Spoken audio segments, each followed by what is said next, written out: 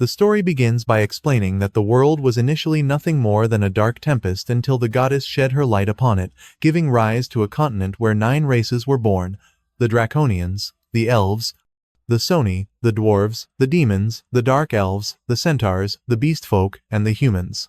And with that, the focus shifts to Light, a boy who excitedly bids farewell to his family, his parents, elves, and Yume, as the young man embarks on a journey to become a great adventurer, driven by the desire for all of them to live comfortably.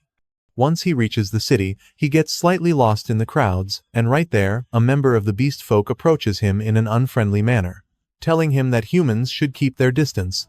Light simply apologizes and continues on his way, finally managing to find the place he was looking for: the Adventurers Guild. He goes through reception to register his name, and the receptionist informs him that he will start at rank F. He asks what kind of gift, or blessing, he possesses, and Light proudly replies that his is unlimited gacha. Seeing that she doesn't quite understand, Light decides to show her instead of explaining. He extends his hand, and a crystal-like object appears above it, which he simply presses to perform a gacha pull right there. Afterward, he takes the resulting card and says, "Release," to summon the item he obtained, but despite hoping to impress the receptionist, all he manages to conjure is a bent, completely useless fork. Seeing her distinctly unimpressed reaction in silence, Light gets slightly nervous and clarifies that this was just an example. He tries a couple more times, hoping to pull something better, but only obtains a rotten apple and a bit of moldy bread. Light tries to assure her that his luck isn't usually like this, but the receptionist insists that he must start at rank F, leaving him with no other option. So he asks if there are any jobs he can take immediately. After giving it some thought, the receptionist tells him that the easiest available quests are on the bulletin board. And seeing how lost he looks, she assumes Light has trouble reading, given the low literacy rate among humans.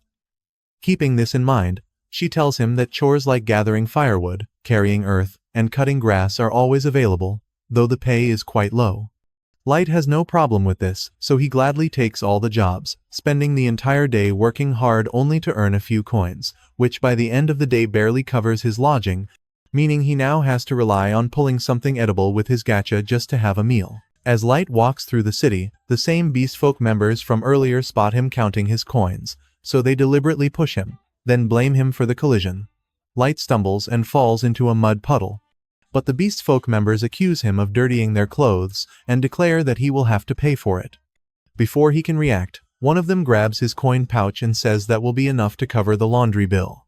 Light panics and begs them to give it back, explaining that without it, he won't be able to pay for a place to stay the night. But the beastman simply punches him before he can finish, scoffing that those measly coins could barely rent a pigsty. So they are much better off in their hands, leaving Light with no option but to lay in the mud penniless and without a place to sleep. People around him ignore him, and some even tell him to go sleep in the dumpster with the rest of the garbage. But as he sits in the mud, a woman offers him a kind hand, asking if he is all right. Light thanks her and takes her hand without thinking, but realizing his hands are covered in mud, he panics and immediately pulls away, apologizing for dirtying her hands. The elven woman, Sasha, tells him not to worry, assuring him she won't hurt him, but Light still looks distressed, so she decides to kneel down in the mud and hug him completely, despite the unpleasant stares they receive from the surrounding crowd, thereby proving her point. Light remains frozen, trying to process the fact that this elf stained her knees just to embrace him. He wonders aloud if he's dreaming, but the woman assures him that he is awake and that this is real. She helps him up gently and introduces him to her group, the Tribal Concord.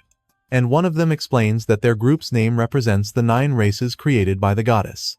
He is a Beastfolk member named Garu, the woman from earlier is an elf named Sasha, and they are also joined by Drago the Draconian, Diablo the Demon, Obero the Oni, Nano the Dwarf, Sioni the Dark Elf, and Santor the Centaur. Garu explains that the only thing they are missing is a human, and then the Tribal Concord will be the perfect adventuring party.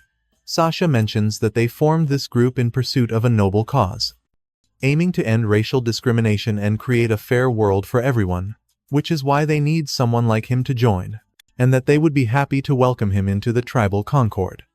Light's eyes fill with hope upon hearing this, and he thanks them with a big smile, accepting the invitation to join the group. Shortly after, the group decides to explore a dungeon filled with dangerous monsters. And Light would surely have died if not for them. Drago saves him from being killed by a giant serpent, and Sasha uses her bow to shoot down another monster attacking him from behind. After clearing the area, she approaches Light and scolds him for moving too far ahead. After all, they are in the largest and most difficult dungeon in the world, and he would die instantly if anything hit him here. Light apologizes again, but Sasha gently cups his face to check if he is hurt. The others start teasing her, mentioning how cute it is to see her fussing over Light again, which makes her visibly nervous, and she hurriedly clarifies that it's not about Light himself, but that she doesn't want the reputation of the tribal concord to be ruined by losing a member. Of course, nobody believes her, but Drago lets it slide and tries to reassure Light, telling him that they love the tea he makes for them, so he is already contributing enough. That comment undoubtedly cheers Light up, so they all decide to move on since they still have a long way to go. The group makes sure to protect Light inside the dungeon until Garou notes that there's only one entrance and one exit. Drago says that in that case, this place should be a good spot, so Light assumes they are going to take a break and decides to prepare tea before Drago can say anything else. Drago tells him it won't be necessary and informs him that he is being expelled from the group. Seeing his confusion, Garou directly tells him they are kicking him out of the group, but Light still doesn't understand what he did wrong. Sasha's attitude also changes completely. She looks at him with contempt, telling him he is so stupid that it infuriates her. Sione agrees, saying she can't tell if Light's ineptitude is due to a lack of neurons or if it's just typical of humans. The entire group thinks the same, and they no longer even try to hide their repulsion towards him. Light still can't believe the situation, considering how kind they were to him before. Drago clarifies that the kindness was all a facade because they wanted him in their group. Drago explains that it has to do with his gift, the unlimited gacha. Their superiors noticed the peculiarity of his gift and suspected he might be a master, which is why they invited him to the tribal concord to keep a close eye on him. Light tells them that doesn't make sense, since they themselves know that his unlimited gacha is a useless gift that serves no purpose. Garou confirms this, saying his gift is trash and his stats are those of a common human, so the higher-ups were wrong to suspect he was a master. They decided he couldn't possibly be the master, meaning he's nothing but a hindrance. Garou quips that it would have been better if the bosses had made this decision earlier, as it was obvious from the start. Sasha mentions she's greatly relieved because, while marrying a master would have secured them powerful bloodlines, the mere thought of having to marry an inferior makes her shudder. Garou tells her it was quite amusing watching her behave so suck-up-ish around him just to keep that possibility alive, but Light still doesn't understand what they are talking about. Drago warns them that they have revealed too much. But Garou replies that it doesn't matter because Light won't be talking for much longer. Drago urges him to finish it before other adventurers show up. It is then that Light finally grasps the reality. They explain that they received specific orders to eliminate any potential trouble at the root and not leave him alive. Garou swiftly uses his claws to slash Light across the face, and Light tries to process the sight of blood on his hands. At that moment, his expression turns to horror as he realizes they all want him dead. He immediately begins running for his life in a panic, but Garou laughs and tells him to keep running because he'll only end up minced by some monster in the abyss. Sasha clarifies that that will only happen if he manages to escape, which is highly unlikely in this case. Before he can get away, she uses her bow and shoots an arrow straight into his leg, sending him crashing to the ground. Light screams in pain, and Garou relishes the sound, saying it's his favorite thing about hunting humans. The others agree, so Garou lunges toward Light to attack him again and make him cry even harder. He kicks Light several times, but Drago stops him, saying that's enough. Of course, Garou is not happy about this, but Sasha reminds him that they already agreed the cover story is that he supposedly died in a surprise monster attack, so he should stop giving him injuries that contradict that. With no other choice, Garou decides to give him a quick death. But Light keeps fighting for his life, desperately trying to escape. He cries and tells them he doesn't want to die as he weakly crawls. Light exclaims that he wants to live, and when he places his hand on the ground, a magic circle suddenly appears. Drago assumes it's a teleportation trap, so he tells Garou not to let him escape. Garou leaps to finish him off with his claws, but Light vanishes completely before he can touch him. Now in the depths of the abyss, Light feels relieved to still be alive. He realizes he activated a teleportation trap that sent him to another part of the dungeon. Although that changes nothing because he's still doomed the moment he encounters one of the insane monsters that inhabit this deep abyss. The only thing he can think about is how much he misses his family, wondering why all this is happening to him. The tribal Concord treated him so well and showed him such kindness that he genuinely appreciated, respected, and believed in them. He was so happy, and yet it had all been a lie, as they had tricked him into joining the dungeon expedition, and then tried to kill him. They treated him like trash, mocking him. And he still doesn't even understand what they meant by the master, but despite everything, Light is now resolute. He is going to kill them one by one. He cannot die in this dungeon until he makes them pay and suffer. Just as he declares this, a giant level 1000 monster rises from the darkness behind him. Light doesn't know how that is even possible, as it's the kind of monster people only hear about in folktales. He then realizes he was teleported to the absolute deepest part of the abyss. The enormous monster slowly approaches, and Light can do nothing but stare in panic, yet he knows he cannot die yet. Still, he has no way to fight it because all he possesses is his gift, so wishing to see his family again, he tries again and again to pull something he can use to survive. Suddenly, his desire to live manifests, and several magic circles appear around the crystals of his gift. The monster immediately lunges at him, but the voice of a woman echoes through the area, declaring she has no mercy for anyone who threatens her master. With her mere appearance, the monster is torn to shreds, instantly crumbling at his feet. Light watches in shock as she cleanses the spot with a single sweep of her hand and gracefully approaches him to kneel. The woman doesn't hesitate to heal his wounds and apologizes for her actions, saying she couldn't bear to see his composed face and flawless skin marred by such scratches. Light notices that the wound on his leg also vanished and that all the pain is gone.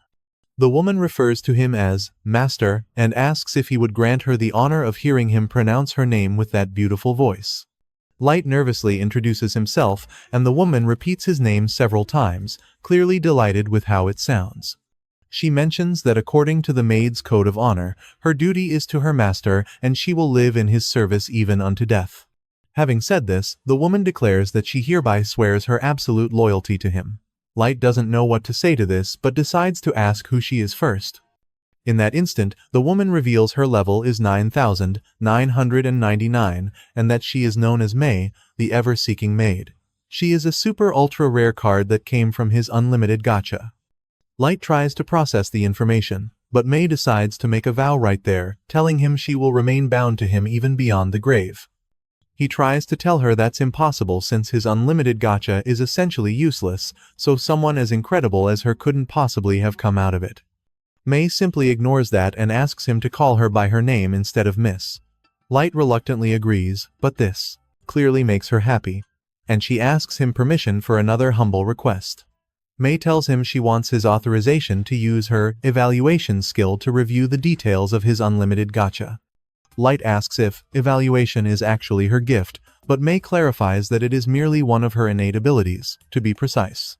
She tells him it is inconceivable that his gift is useless, so she wants to evaluate it for herself. Light decides to agree, so May uses evaluation to see the details of his gift and is left completely speechless. She states that his abilities are hidden under a heavy layer of concealment, making it impossible for anyone not at her level to see the true details. Knowing this, May clarifies that his unlimited gacha is far from useless. His gift, unlimited gacha, can be pulled infinite times, and the probability and rarity of the cards it produces vary based on the surrounding mana density. The rarities, starting from the highest, are Extra Super Ultra Rare, SS Rare, S Rare, Rare, Normal, and Error. Light finds it hard to understand all this, so May explains that mana is something that flows throughout the world. However, its density is lower on the surface, meaning the appearance of a super ultra rare card like her is almost nil. But mana abounds in the deep parts of the dungeon, which means he has a much better chance of pulling a rare card down here. May tells him that his bravery is admirable for having ventured alone to the bottom of the dungeon just to maximize his unlimited gacha, and even more so for pulling her card. That said, facing any monster could be deadly given his current stats. Still, May assures him that he has nothing to fear because she will be with him at all times. From now on, Light suddenly interrupts her to say that wasn't the case he would never have dared to venture into the abyss on his own. He explains that he was with a group, but they ended up betraying him. They cut him, shot him with arrows, and he was nearly killed by his own friends. Light breaks down as he speaks, exclaiming that they mocked his gift and called him trash. All he wanted was to support his family, so he doesn't understand how they could treat him like that just for being human. The pain was unbearable. It hurt so much, and all for the sake of their grand speech about ending discrimination and creating a fair world. Light falls to his knees, weeping in frustration, saying he won't rest until they pay for what they did. May suddenly embraces him, wrapping her arms around him in a comforting gesture. Light instantly calms down, and she tells him that a maid like her cannot possibly comprehend the depth of suffering he has endured, yet he must be sure that with her power at his disposal, bringing divine retribution upon his enemies is a simple matter. He only needs to give the order. By her maid's honor, she will pursue those unfaithful deceivers with maximum acceleration and present their heads on pikes before him. Seeing her dark and threatening expression, Light pulls away and tells her she cannot do that. After all, he trusted them and was deceived, nearly dying after being beaten and sent to this hellhole, but that only happened because he was weak, so the only thing he has to do is get stronger. It might be impossible for a human like him, but he wants to take revenge with his own hands and make them suffer. May kneels before him, telling him his wish is hers, and she will therefore help him obtain his vengeance, as she believes in his potential above all else. Light thanks her for her loyalty, and with that, he pulls his unlimited gacha again to establish a base camp, his path to vengeance, and thus the black depths were bathed in a brilliant light, becoming the first page of his great story of revenge, and thus ends Chapter 1. 3 years later, in the deepest part of the abyss, Light walks through the halls of a vast castle, with May diligently by his side as all the surrounding maids bow before him. However, it isn't long before they begin flattering him incessantly. And naturally, this does not amuse May, who immediately requests Light's permission to silence the chattering maidservants, but Light tries to tell her it's no big deal since they are simply enchanted by him and aren't harming anyone. Light then steps out to walk the streets of his territory, where everyone greets him reverently as their lord, but one woman informs him that snacks are becoming scarce, so Light assures her he will notify the administrator. As they continue their walk, May mentions she will ensure the issue is quickly resolved so that the people do not suspect a logistical problem. But Light tells her that since the population has grown over the last 3 years, it might be necessary to revise the entire system. Light then asks what the other members of the quartet are doing, and May informs him they are diligently fulfilling their missions. Ayuki, specifically, has been exploring the upper perimeter of the abyss and creating maps.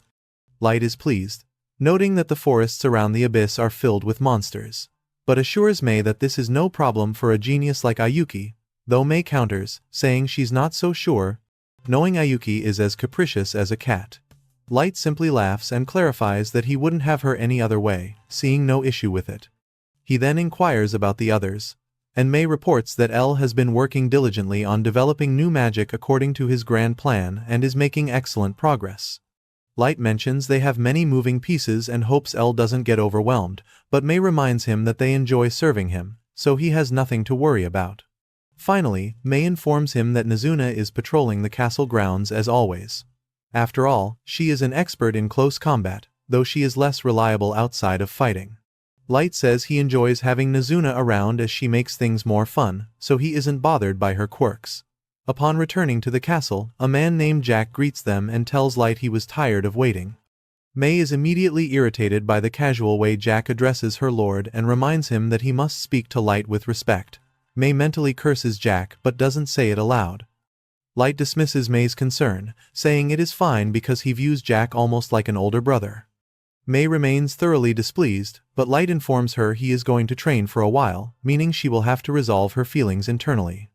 Afterward, on the training field, Light prepares to fight Jack, stating there will be no holding back today. Jack challenges him to come at him with everything he's got. So Light immediately rushes forward, delivering a powerful punch to his stomach that forces Jack to step back, momentarily surprised.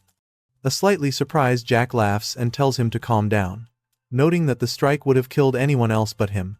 Fortunately, he is not called Jack the Iron Blood Barricade for nothing. Light reminds him that he already said he wouldn't hold back and doesn't intend to stop now. Jack admires his determination and launches a punch of his own, easily dodging Light's counterattacks. Meanwhile, we see Nazuna happily patrolling the castle grounds, clearly enjoying fulfilling Light's orders as she considers it a supremely important duty. A group of maids praises her work ethic as admirable, and Nazuna is visibly thrilled upon hearing the commendations before asking the maids where she should patrol next. The question leaves Nazuna a bit confused, so the maids explain that there is a very important and completely secret place they would love for her to check for them, a location they are not permitted to access, meaning only she can go.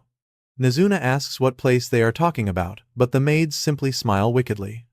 Still confused, Nazuna goes to the spot they mentioned but runs into Mei, who asks if something is wrong, wanting to know why she is entering Light's bedroom. Nazuna proudly states that it is because she is on patrol, but Mei assures her that the area is already secured, so she should go elsewhere.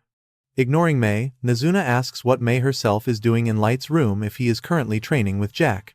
Mei immediately becomes nervous and quickly invents an excuse, saying she was cleaning, as according to the maid's code, she cannot remain idle even when Light is not present.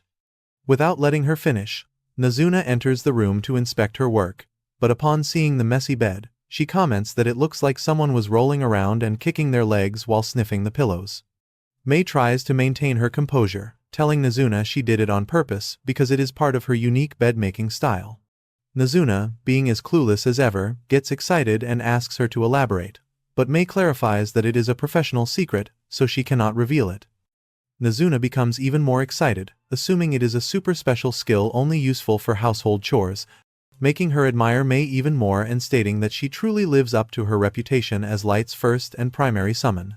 Mei simply smiles and plays along, but inwardly, she is relieved that Nazuna is so brainless. Nazuna then remembers that the maids asked her to deliver a message to Mei, so she starts looking for the letter they gave her, and when she finally finds it, she reads it aloud without thinking, revealing that the other maids want to end Mei's monopoly over Light's room, demanding that all maids have the right to clean his quarters and that the tyrannical reign of the chief maid be brought to an end. Nazuna reads the letter with an innocent smile, but says she didn't quite understand the message, wondering if they are telling her to get checked for some kind of curse or mind spell. Mei keeps a straight face and tells her it is nothing she should worry about, as it is her responsibility as the chief maid to personally deal with the other maids and their complaints. She gives Nazuna 3 coins as thanks, and Nazuna leaves happier than ever, celebrating that she received a tip. Without wasting time, Nazuna heads straight to the market to immediately spend her money. The shop owner tells her a new shipment of snacks and sweets has just arrived. Nazuna reviews the chocolates and cakes, as well as the chips and shrimp crackers, trying to decide what to buy. But after seeing all the options, she realizes that's not what her stomach wants, so she ultimately opts for dorayaki and milk. While enjoying her food, she casually runs into Aoyuki and asks what she is doing there, as she was supposed to go up to the surface to explore the forest surrounding the abyss. Aoyuki responds with only cat-like noises, but for some reason, Nazuna assumes she understands what she is saying. Despite this, Aoyuki continues to refuse to speak like a human, so Nazuna reminds her that unlike Light, she doesn't actually understand what she is trying to communicate. Aoyuki still refuses to speak as a human, so Nazuna reminds her that unlike Light, she cannot understand what she is saying, yet Nazuna continues to guess, assuming there were trees in the way, and she offers to cut them down for her. Nazuna then realizes one cannot explore a forest without trees, so she guesses Aoyuki ran into a super strong monster. Although she doesn't use words, it is clear that Aoyuki is frustrated by the misunderstanding. And of course, Nazuna doesn't catch the hint, proudly stating that even though she was summoned after Aoyuki, she seems older and stronger. Tired of the endless chatter, Aoyuki decides to show Nazuna a piece of paper and finally speaks, saying that she found nothing, having completed a section of the map Mei had requested. So she simply returned to deliver it. Nazuna then gives Aoyuki a hard slap on the back, laughing and asking why she didn't just say so from the beginning. Dismissed with the information, Aoyuki finally leaves, saying she's still on patrol. Shortly after, Nazuna heads to the throne room, making sure no one is around before approaching the throne. She mentions being annoyed that she hasn't seen her master all day, and it would be nice to see him sitting on the throne since he always looks great when he does. Nazuna embraces the throne and rubs her face against it, wishing Light were there at that moment, but her enjoyment is interrupted by the sound of something snapping, and she realizes she broke the wing off one of the throne's sculptures. Nazuna panics, and after clumsily putting it back in place, she immediately flees, hoping no one saw her. Meanwhile, Jack calls a pause in the fight and suggests calling it a day to go to the baths. Light accepts the proposal, so after a long day of training, they decide to relax. Jack comments that Light has practically mastered the use of his body as a weapon, though Light credits Jack entirely. Jack reminds him that only a select few can stand up to him down here in the abyss, meaning there are even fewer on the surface, but notes that fewer does not mean zero. Light catches the shift in tone when Jack says that last part, and his expression turns serious as he tells Jack he is aware, noting that the surface world is full of unknowns, so he won't let his guard down for anything because he needs to see his revenge through to the end. In another scene, we see May in a meeting with the 4 junior maids who wrote the previous letter. Clearly, terrified by her authority, the maids try to feign innocence, but May reads the letter they wrote word for word to remind them what they did wrong. Feeling they have no way out, the maids have no choice but to bow and apologize for their actions. May asks them to explain themselves, but they just search for an excuse, saying they wanted to help lighten her burden since she is always so busy. Naturally, May doesn't buy the excuse and says it is even worse that they had Nazuna deliver the message instead of saying it to her face. The maids now regret their scheme, and reveal that they did it because May is dedicated to secretly sniffing the master's bed. May does her best to maintain her composure and tells them that their demands are rejected. Furthermore, from now on, she will assign the 4 of them to clean the hallway leading to the throne room, and they must do it entirely by hand. The maids immediately try to protest, saying such a thing is impossible. However, May tells them they can and they will, because the path of a maid demands it.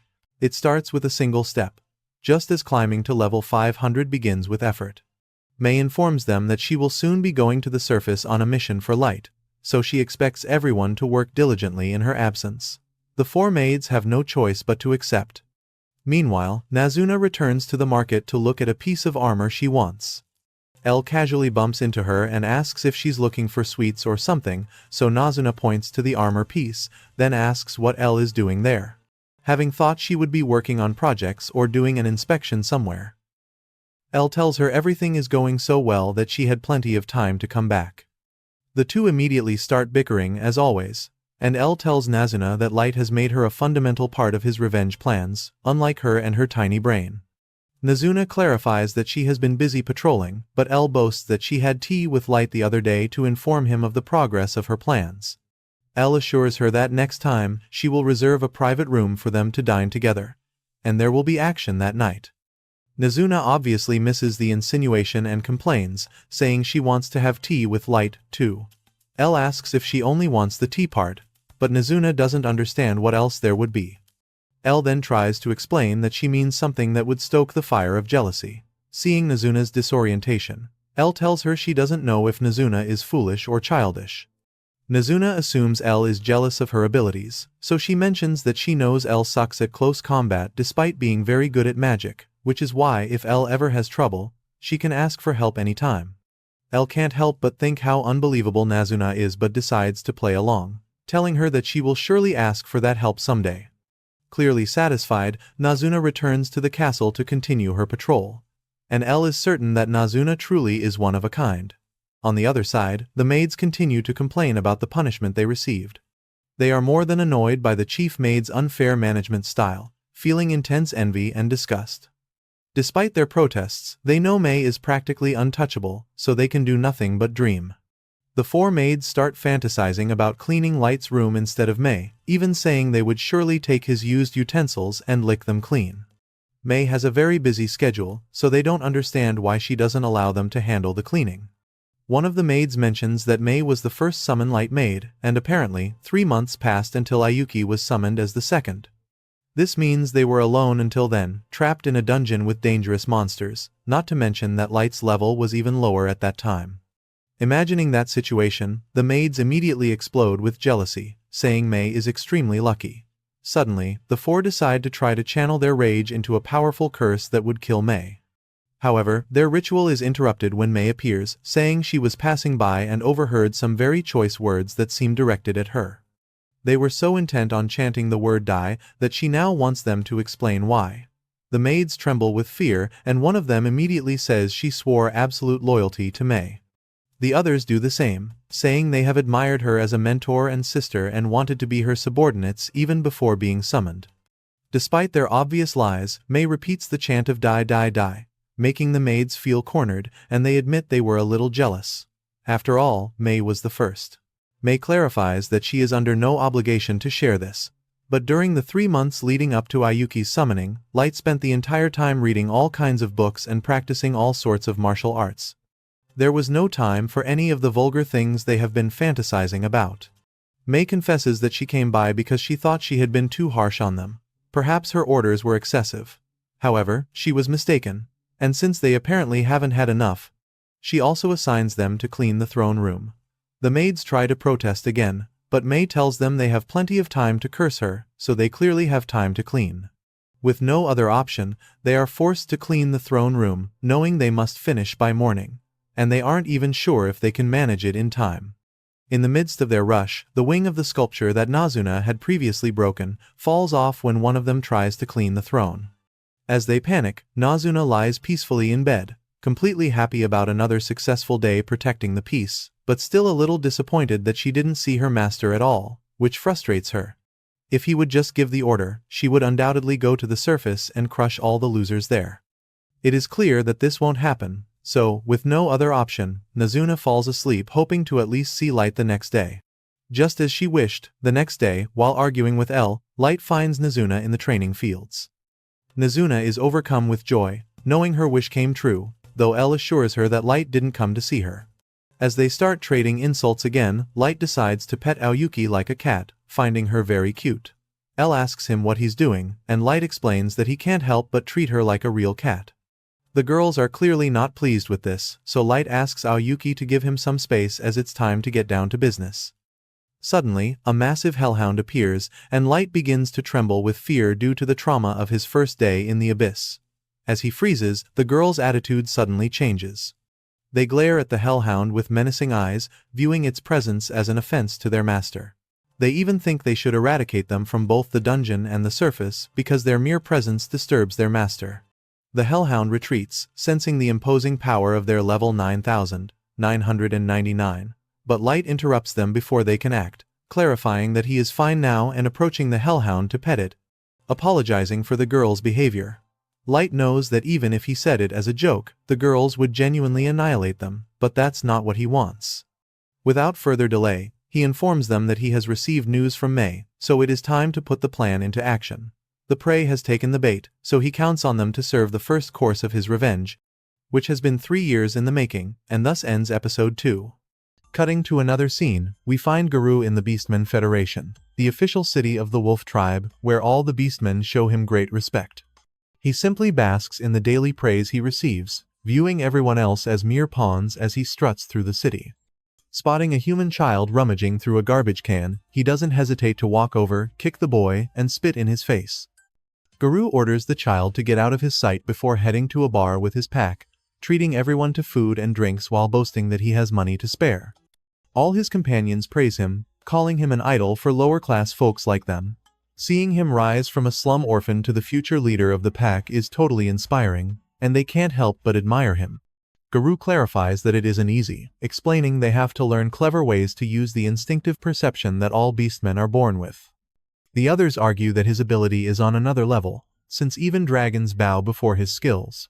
Garou explains it's all in the nose, the power of smell, as he has to distinguish decent jobs from nasty ones by their scent, which is how he climbed to the top, accepting only the truly good jobs, including one from 3 years ago. Everyone knows he's talking about the Concordat of the tribes, and one of them asks what kind of job it was. Garou just smirks, reminding them that the Federation requires him to maintain secrecy on that matter. The others apologize and go back to drinking, but Garou thinks about what happened 3 years ago, knowing it was the most satisfying job he ever had. After all, he just had to kill a pathetic human child they suspected might be a master, and now he's rich and famous for it. It bothers him a little that they never found Light after he teleported away, but he's sure there's no way the kid could have survived. Still, he wishes he knew more about this master that every country in the world is so desperate to find. But he knows that investigating further is risky. As everyone enjoys their drinks, a woman named May suddenly appears and interrupts the party, asking Garou if he is the former member of the Concordat of the tribes. Garou confirms it, so May introduces herself, stating she serves Light as his most loyal maid. She's been searching for her master's whereabouts for some time, as he is a key figure of noble descent. Guru clearly doesn't buy her story, telling her she's not fooling anyone with that tale and clarifying that he cannot reveal any details. Guru falls silent, pondering. He knows the higher-ups should have already found out everything possible about Light, and there was never any mention of him being from a noble family. However, in the unlikely event this girl is telling the truth, he can already smell a mountain of cash. Guru tells her he still finds it hard to believe her, and May clarifies that she has been traveling the world searching for Light. She only recently learned that he had joined a group of adventurers but then received news that he had already died in the abyss. That's why she needs him to guide her, as she wants to see for herself the place where Light was last seen alive. Guru warns her that such a trip carries many risks, but May says she is prepared to pay him for his help. The entire room goes quiet as May opens a briefcase overflowing with gold, but Guru remains suspicious. He can't believe Light belongs to a noble family, and it seems too convenient that she's paying so much just for an escort. However, even assuming it's a trap, he knows that a single human girl poses no real threat to him. With this, Guru accepts the deal, claiming the money is hardly a factor since Light was like a little brother to him. He proudly boasts that she stands before the future leader of the wolf tribe, promising to assemble a pack of his finest men to guide her through the dangerous dungeon known as the Abyss. May smiles and thanks him with tears in her eyes, maintaining a perfect performance to ensure he takes the bait. Guru and his pack spend an entire month leading her deep into the abyss, all while May feigns exhaustion and helplessness. Seeing her this way, Guru is confident it'll be easy, planning to get her to her destination without a scratch, only to shatter her right on top of Light's supposed grave. Once they arrive at the spot where Light allegedly died, Guru spins a tale about a monster ambush, claiming Light was stabbed before unfortunately falling into a teleportation trap, never to be seen again. May continues her charade, weeping for Light, so Guru offers a fake apology, explaining the attack caught them all by surprise. As he speaks, the rest of his group cuts off her only escape route, and Guru prepares to make his move. However, as May cries for Light, she suddenly drops the act and says she feels a profound pain for him. After all, he was brought to this gloomy and disgusting dungeon only to be betrayed by vile scum and beaten to the brink of death. If only she had entered his service a little sooner, he never would have suffered the agony of being kicked and pierced by arrows. Guru recoils in shock, alarmed and wondering how she could possibly know those details. The only ones who know what truly happened are the members of the Concordat of the tribes and a few elite executives from each nation. He demands to know who she is and who she works for, suspecting another tribe sent her to spy on him. May pauses and clarifies that her loyalty lies completely and exclusively with her master, Light. She adds that if he insists on insulting her honor as a maid, they will find out who is truly rotten on the inside after his entrails are spilled on the floor. Her mere presence makes them all tremble. Guru still can't understand why he's afraid. He reminds himself she's just a human girl, nothing more than trash they could have used and sold. It makes no sense, but looking into her eyes sends a chill down his spine, and Guru realizes he is already dead. Yet, before she can do anything, Light suddenly intervenes, telling her to calm down, as Guru is his to play with. May immediately follows his order, while the other beastmen are stunned to see a child in the heart of the abyss, knowing there's no way a human brat could have made it this far. They ask for instructions, but Guru remains frozen in place, staring at Light in utter disbelief. Light then shows his face, revealing Guru's worst nightmare and confirming his identity. His fear quickly transforms into rage as he realizes Light is actually alive. Light simply greets him with an innocent smile, saying he has come to collect his revenge. With 3 years of interest. The other beastmen are clearly confused by the situation, but Guru tries to maintain his composure and laughs, saying he can't believe he's still alive. He brazenly mocks him, calling it ridiculous that a level 15 human has come all this way to get revenge on someone as incredible as him, a level 150 warrior. Guru roars with laughter, exclaiming that he has never been more grateful. That humans can be so stupid. He doesn't know how a brat like Light managed to survive, but he assures him he's made a huge mistake by showing his face. After all, once he kills him and brings his body back, his place as the Beastman King will be guaranteed. Light simply sighs in disappointment, asking if he isn't curious about how he's still alive or what his relationship with May is. After all, the normal thing to do in this situation would be to demand answers. Guru admits he has a point, as he can't gauge how strong that weird girlfriend of his is, but he says it doesn't matter because two humans can't do a thing against a pack of beastmen. Besides, everyone in his pack is level 130 or higher, and Light is just a common human with a useless gift.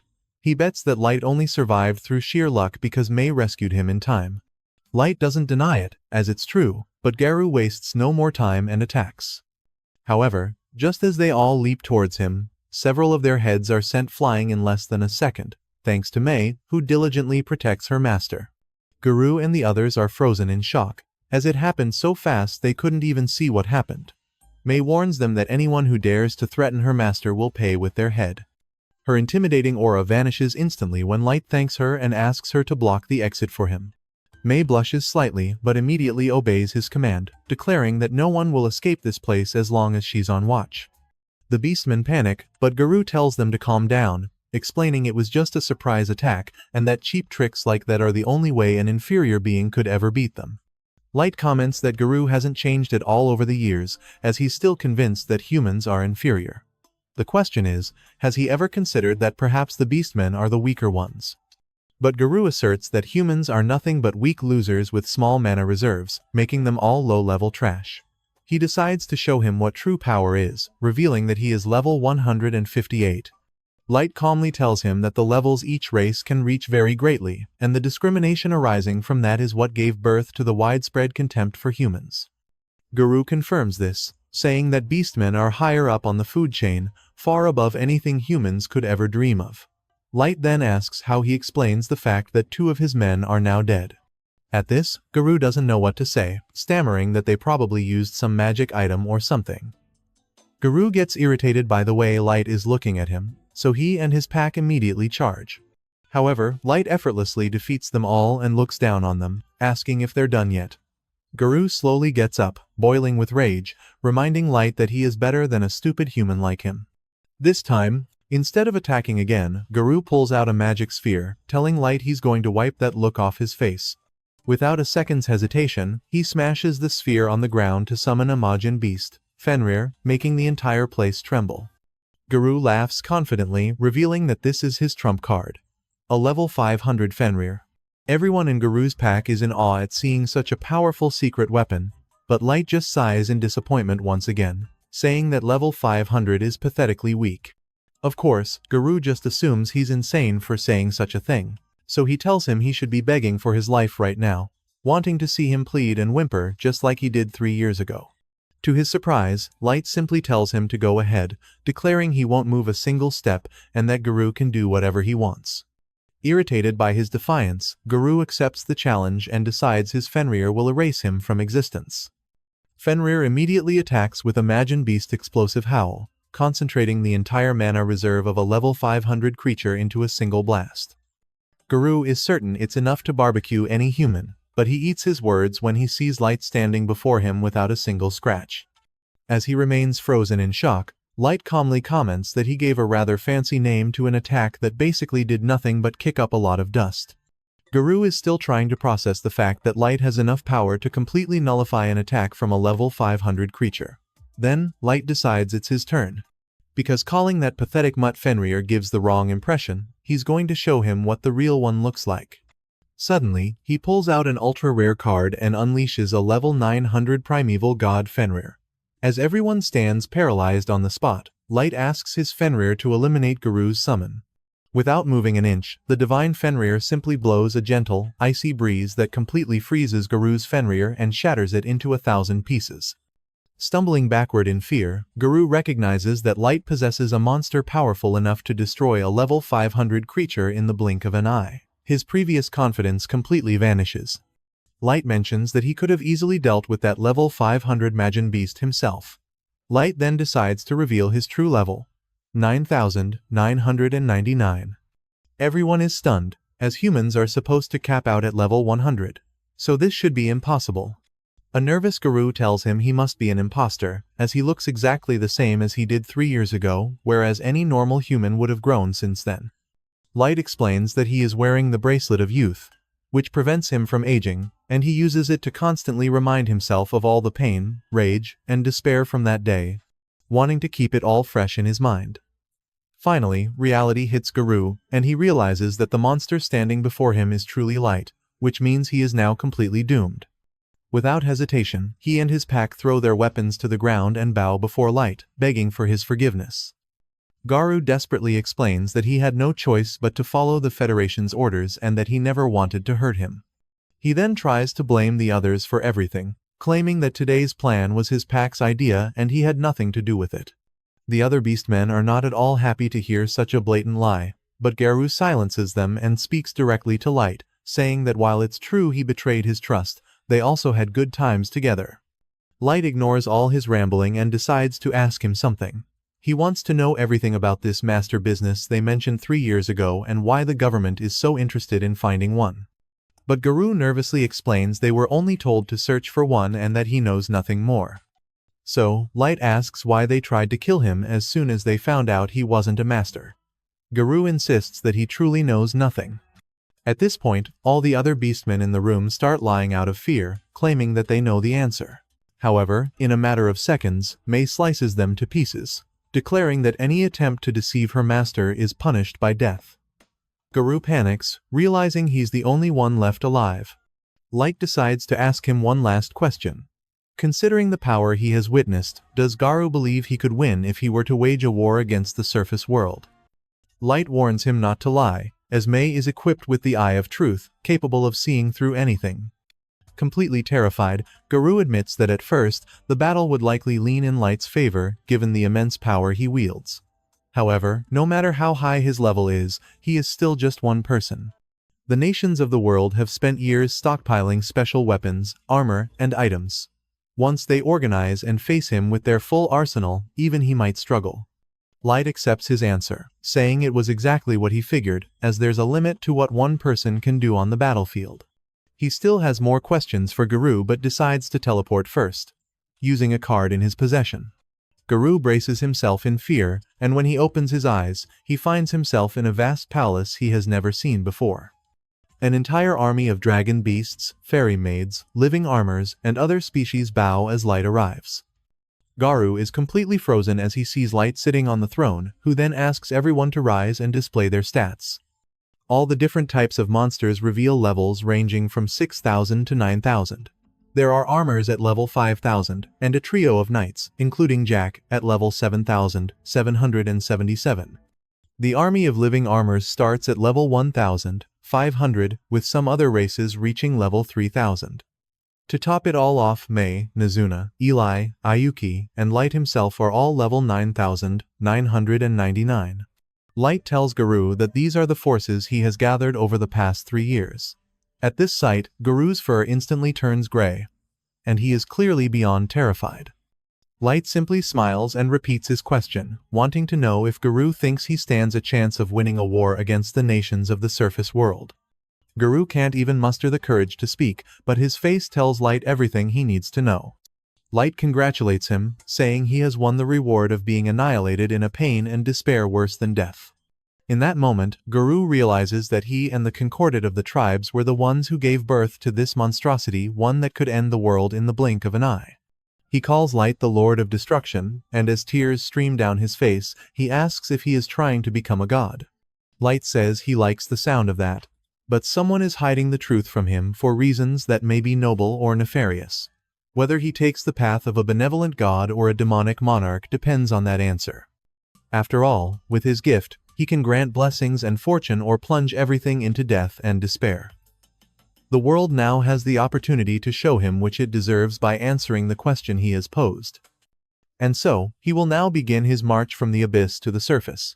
When Light finally returns to the surface, he runs excitedly towards his hometown, eager to see Els, Yume, and his parents after so long. However, during the 2.5 years it took him to return from the abyss, his town was destroyed by unknown forces. Now, 6 months later, the only hope he has left is that his siblings' bodies were never found, so they must be alive, and that is the last spark of hope he can cling to. After paying his respects to the victims, one of his subordinates, Gold, suggests it's time to leave, as he doesn't want to camp outdoors on their first day on the surface. Nemo Mumu, the girl by his side, immediately scolds him for such an attitude when their master is still mourning his family. Light simply watches their entire interaction with a smile, thinking he can never tell if those two are best friends or mortal enemies. Gold tells her he's sure she'd also prefer to sleep in the comfort of a real bed, but Nemo Mumu asks him not to lump her in with him. Nemo Mumu clarifies that she would gladly stay by Light's side, regardless of whether they have to sleep on the grass or in a swamp. Gold retorts that he too would face the iciest peaks or the hottest lava alongside his lord, because the loyalty he holds for him shines brighter than any gold. He's not called the Golden Knight for nothing. However, unless she wants him exhausted from a bad night's sleep, they should avoid camping. Nemo Mumu finally admits he has a point, and Light tells them they can worry about lodging later, so for now, they'll focus on gathering information.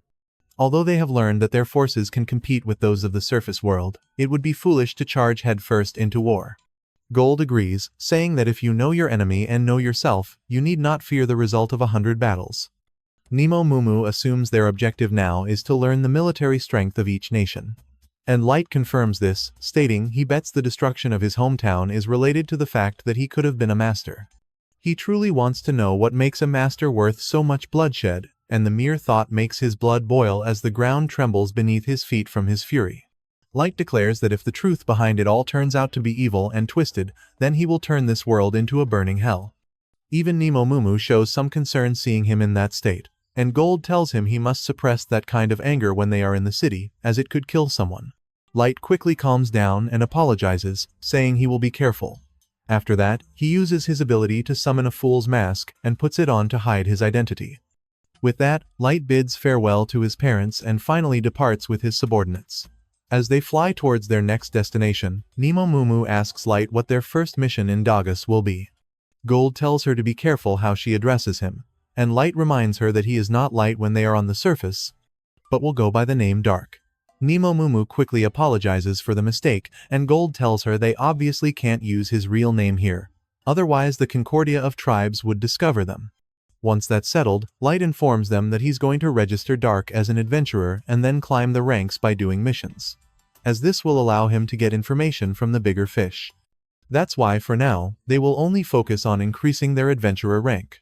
Gold and Nemo Mumu agree with him, and shortly after, they manage to spot something on the horizon. It's Dagas, so Light decides to land and continue on foot from there. In just a few minutes, they spot a group of dwarves trying to rob a human's cart. The poor man just begs them not to hurt his son, but they clearly have no good intentions. Light confirms that things aren't very civilized up here, and just then, Gold's shiny armor catches the dwarves' attention. Nemo Mumu immediately scolds him, but Gold just laughs, saying he wouldn't be the Golden Knight without his signature gleam. The dwarves demand they show themselves, threatening to kill the human and his son. Light says just one word, and in a matter of seconds, all the dwarves are tied up thanks to Gold and Nemo Mumu. Both the man and the boy are stunned to see how powerful they are, and as thanks, he offers to take them to Dagas in his cart. The excited boy mentions he's never seen humans defeat dwarves so quickly, they must be super strong. As they head to Dagas, the man says their goal must be to enter and explore the dungeon, assuming they are a famous party of adventurers. Light clarifies that they are still aspiring, unofficial adventurers, which is why they want to visit Dagas to register at the guild and rank up. This information surprises them a bit, but the man tells them they are definitely heading to the right place. After all, Dagas is the southernmost city of the Dwarven Kingdom, and is located right on the border with the Human Kingdom to the east, and the Elven Kingdom to the west. Although there are many disputes between the countries, the quality of the dungeon here is high and attracts many adventurers, making the city quite prosperous despite its rural status. A good number of humans gather here, which fortunately allows him to run a hotel catering to them. After a while, they finally arrive in Dagas, and the man drops them off at the city entrance. Before leaving, he introduces himself as Carnal and asks them to stop by his hotel if they plan to stay the night. Once they part ways, the boy remarks that it's a bit strange for rookies like them to be so strong. And Carnal agrees, saying their situation must be special. Nemo, Mumu and Gold finally get to see what surface cities are like, as it's the first time for both of them. Gold comments that there seem to be many shops selling weapons and armor in the area. Light explains that this is due to the large number of adventurers, not to mention that the Dwarven Kingdom specializes in blacksmithing. Once inside the guild, they confirm his words are true. Most of the aspiring adventurers are human. However, they also notice that the humans practically cower before the other races, meaning they are treated poorly here as well. When they head to the reception to register Light under the name Dark, Nemo Mumu immediately causes a scene, exclaiming that her master is not F-rank material. The receptionist replies that everyone starts at the same rank because that's what the rules dictate. Nemo Mumu still refuses, arguing that Dark should be an exception to the rule since he is the supreme master above all others. The receptionist refuses again, and this time Light steps in, bowing to apologize for his companion's behavior and saying he's happy to start from F-rank. After successfully registering with the guild, Nemo Mumu cries for messing up so badly that her master had to apologize for her. Gold doesn't hesitate to mock her, rubbing more salt in the wound, but Light tries to comfort her so she'll stop crying.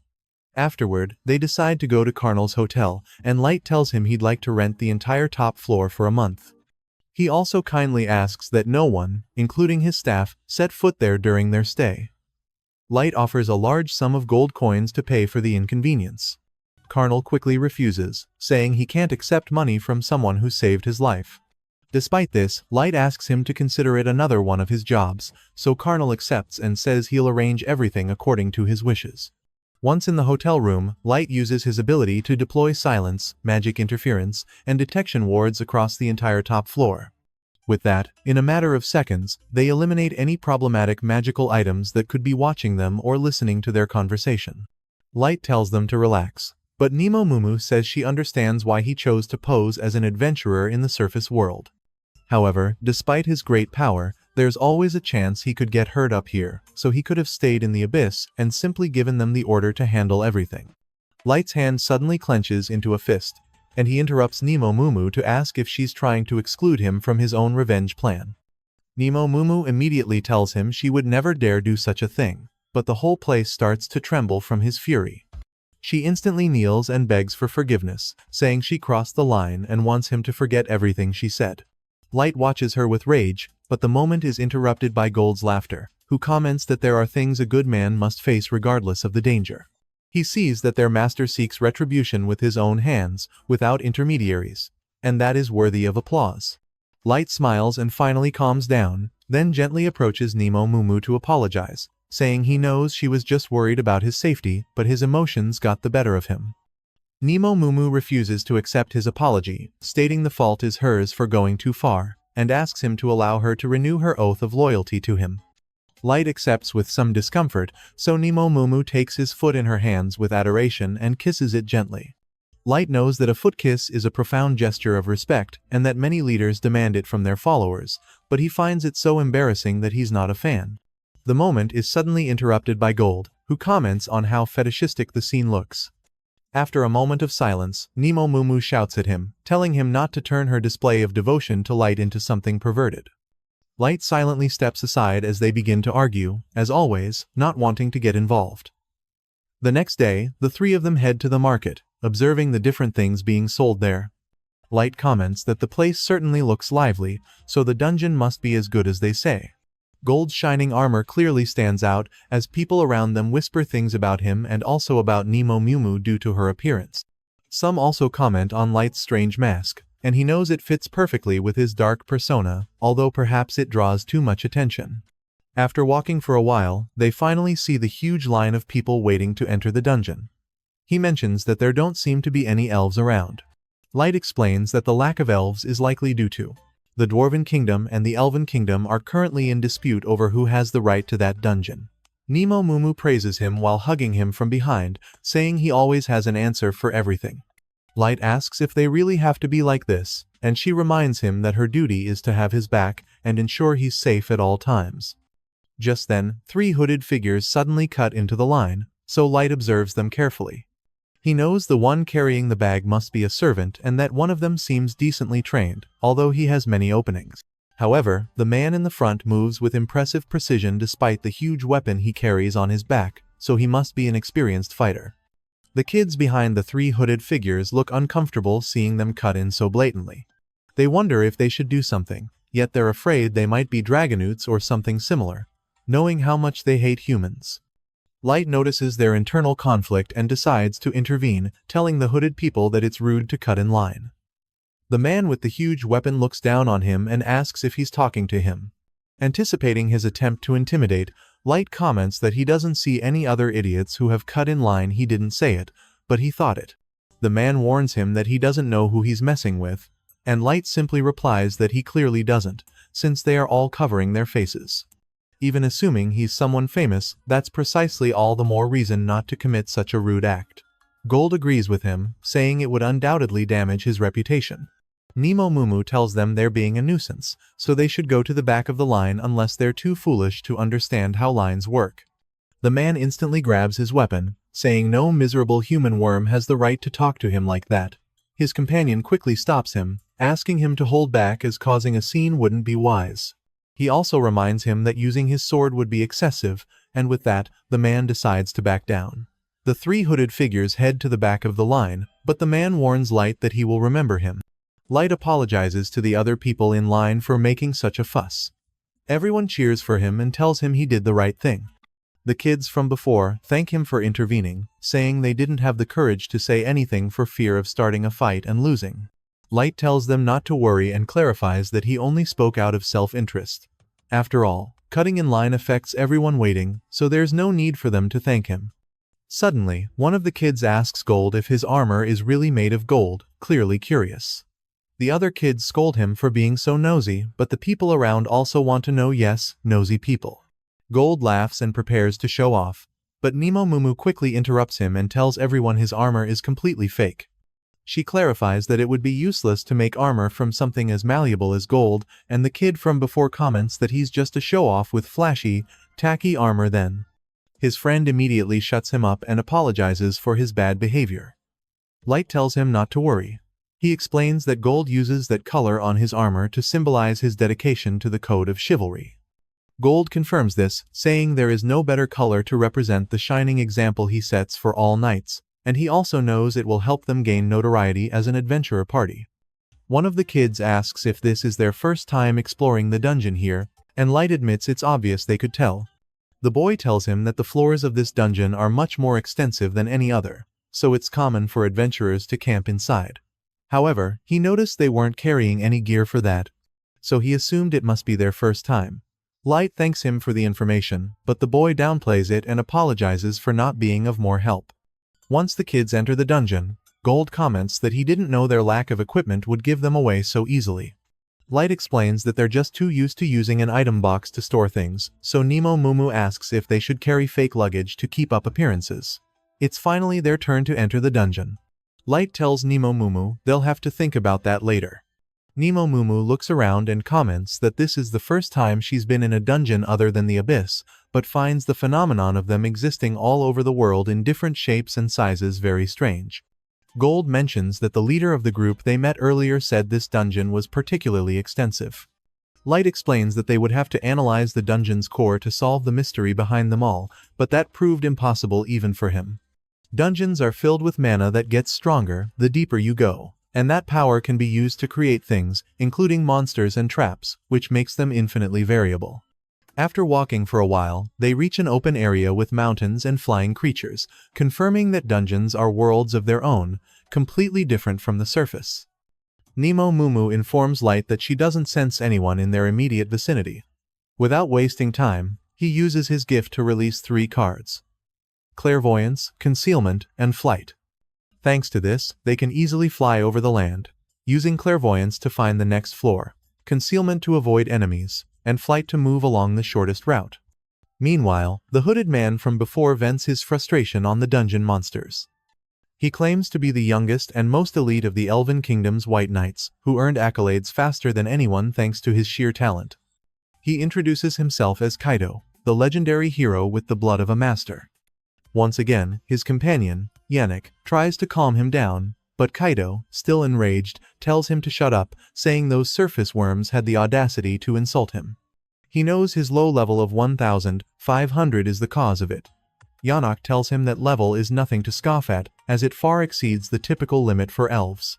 Kaido disagrees, saying it's a disgrace for a legendary hero like him and that there's no way his limit is 1,500. He just needs to level up, and then he'll crush all the pigs who mock him.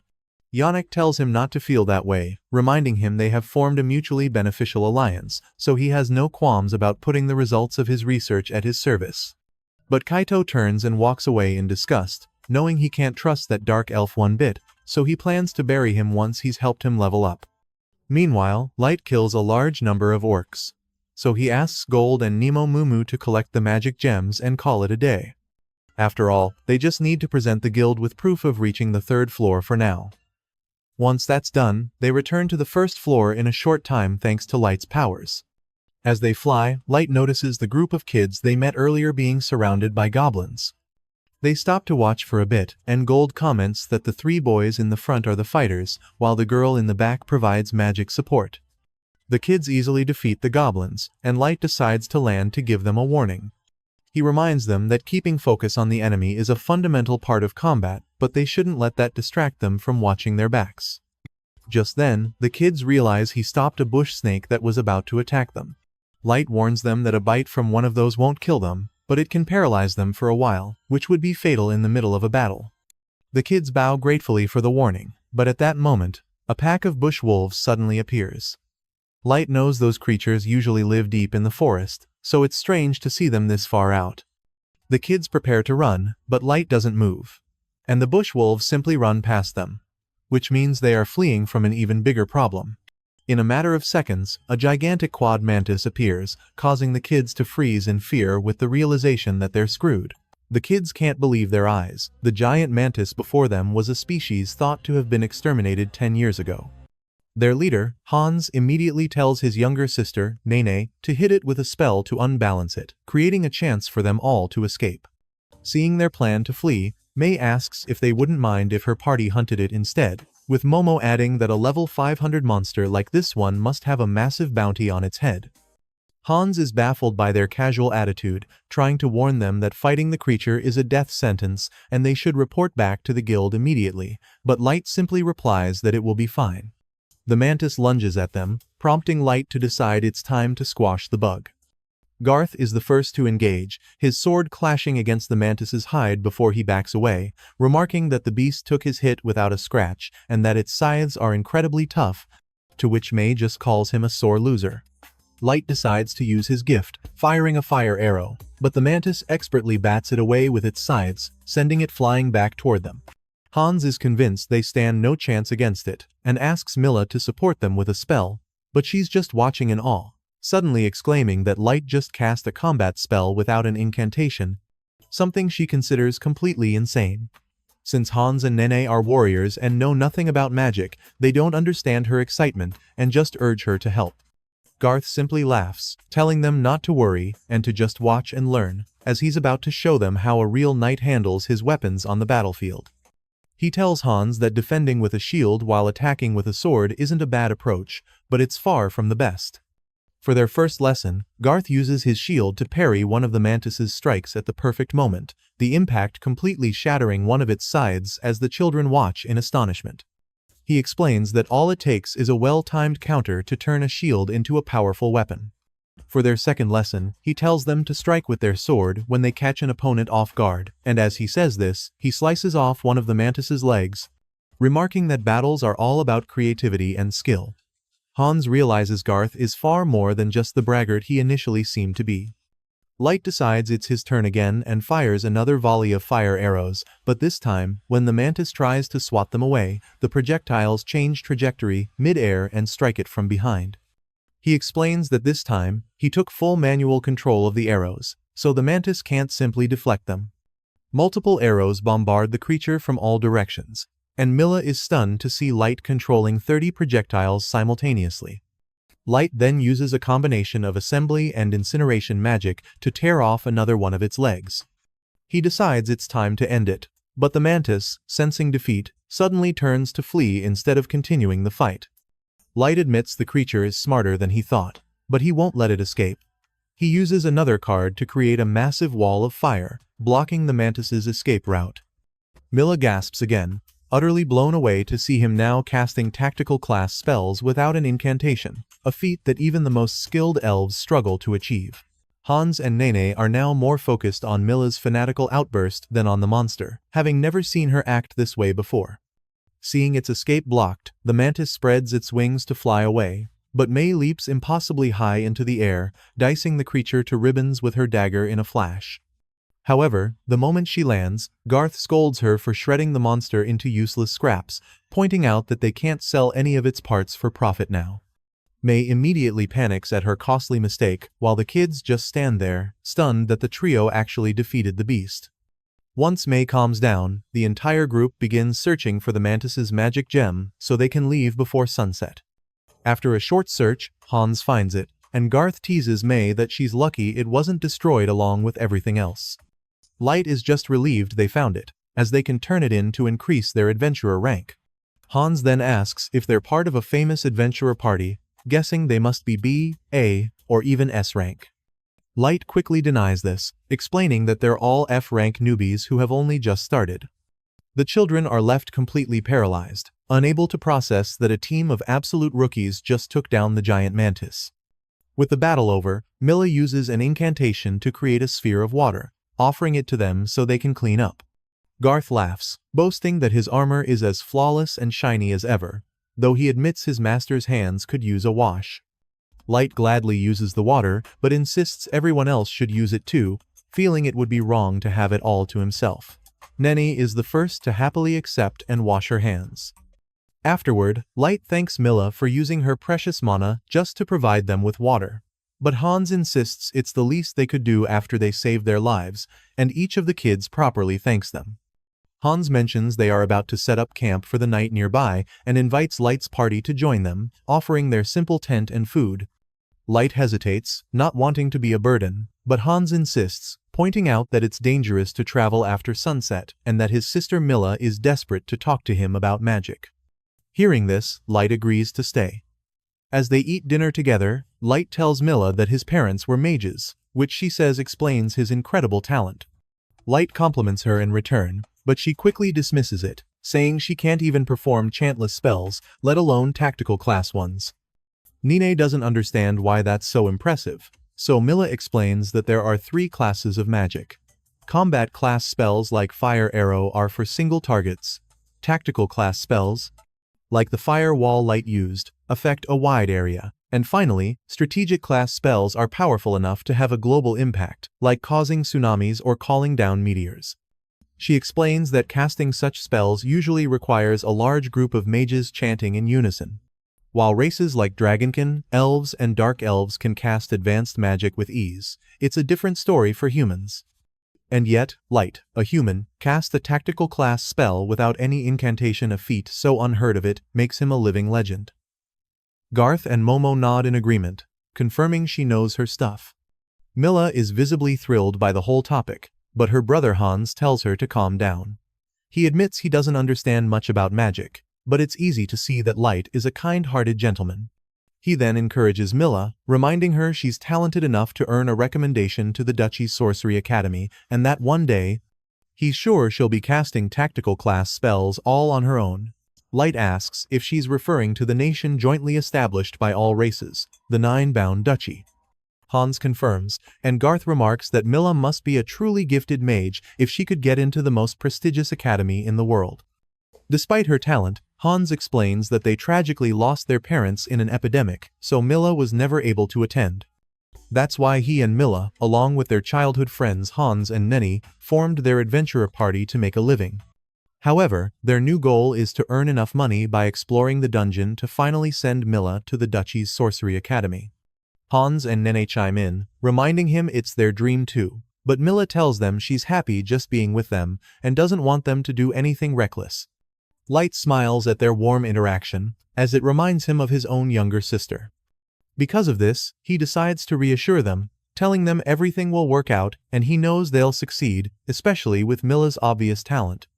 She thanks him with a sincere smile, and Hans then asks what motivated their group to become adventurers.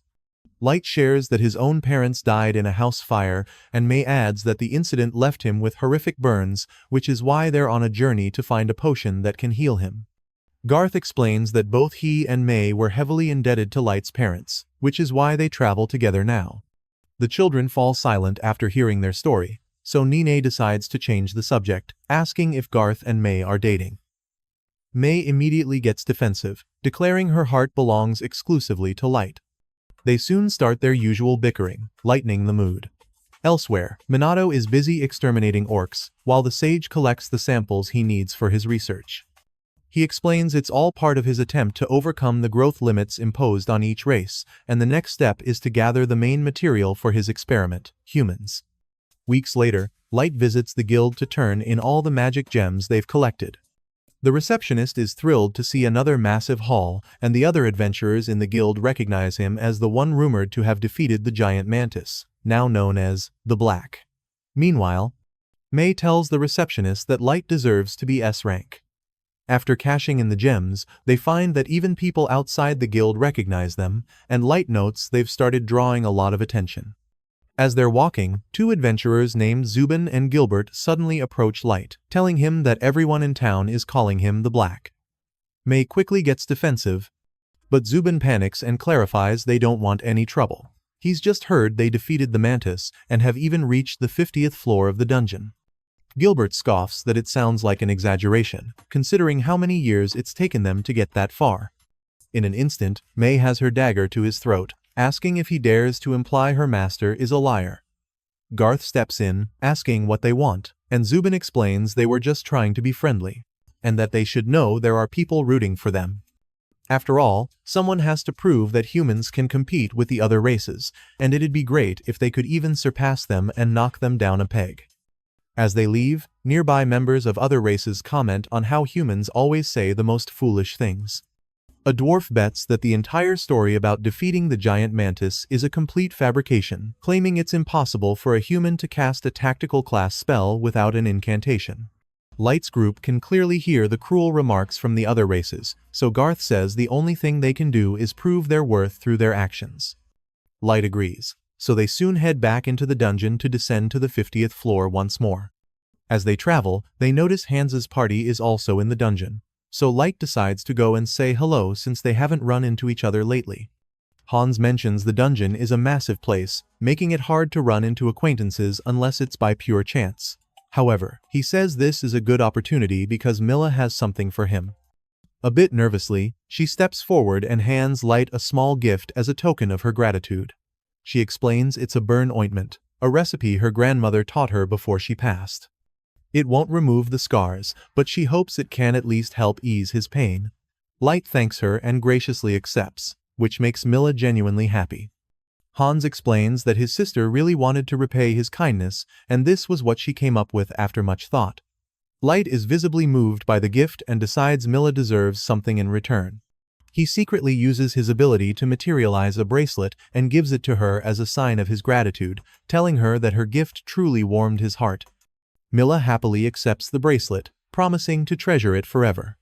After they say their goodbyes, May asks Light if it was really a good idea to give Milla that bracelet, revealing he just gifted her the wish-granting bracelet. In her opinion, it doesn't seem like a fair trade for a simple homemade ointment.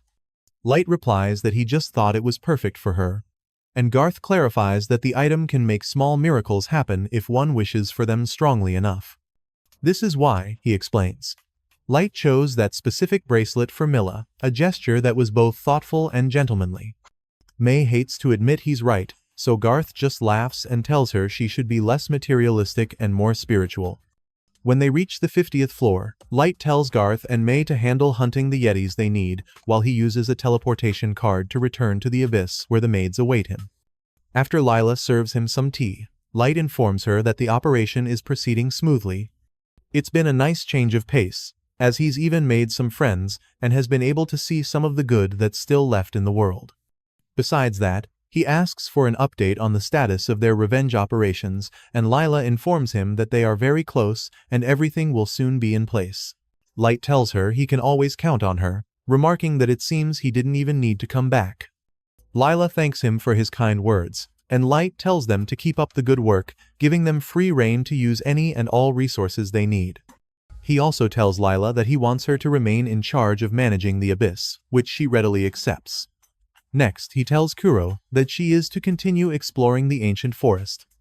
Nezuna, feeling left out, excitedly asks what her assignment will be, but Light hesitates, knowing she isn't exactly suited for carefully structured plans. So, he simply tells her that he needs her to protect everyone while he's away, as there's no telling when an overwhelmingly powerful enemy might appear. As innocent as ever, Nazuna eagerly accepts, declaring that as long as she's around, no one will get hurt. Lila asks if she's truly satisfied with that, and Nazuna replies that she can't fulfill her main mission until the preliminary preparations are complete.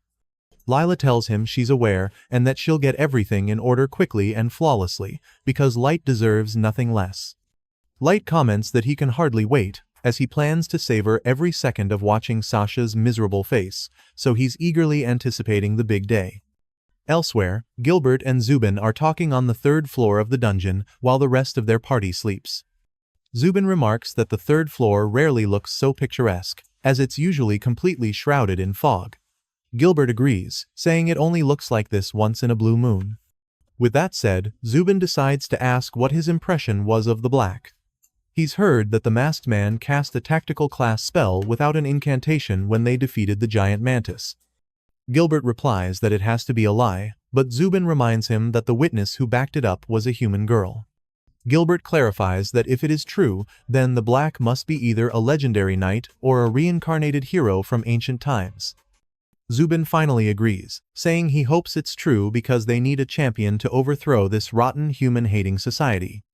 After their conversation, Zubin gets up and heads into the bushes to relieve himself, so Gilbert tells him to watch out for monsters. A short while later, Gilbert calls out to Zubin, telling him it's time to wake the other two for their watch shift. However, all he finds is Zubin's severed head on the ground as Minato complains about being kept waiting. Gilbert freezes, trying not to panic.